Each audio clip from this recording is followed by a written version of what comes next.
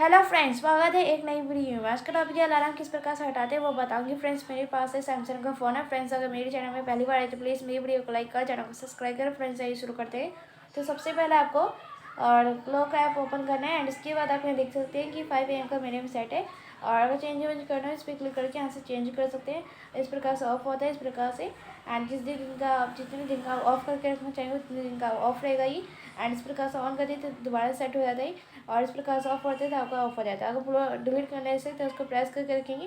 Press करने के बाद आपका इधर दिखता है डिलीट का ऑप्शन, आप इस पर क्लिक कर देंगे एंड उसके बाद आपका डिलीट हो जाता है। और फ्रेंड्स, अगर बाहर से कोई शोर आ रहा है तो उसके लिए सॉरी।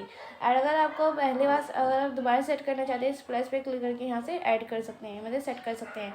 रिपेड इन सब का ऐसे सब रिंगटोन इन सब सेट कर लेंगे और आपका फिर से सेट हो जाता है। इस प्रकार से प्रेस करके रखते हैं, फिर आपका ये मतलब हट जाता है। तो इसी प्रकार से आप अपने फ़ोन में अलार्म हटा सकते हैं। फ्रेंड्स, आई होप आपको समझ आ गया किस प्रकार से अलार्म हटाते हैं। और फ्रेंड्स, इसके लिए सॉरी, बाहर से बहुत ज़्यादा शोर आ रहा है तो। और फ्रेंड्स, इसी प्रकार से आप अपने फ़ोन में अलार्म हटा सकते हैं। फ्रेंड्स, तब तक की नमस्कार।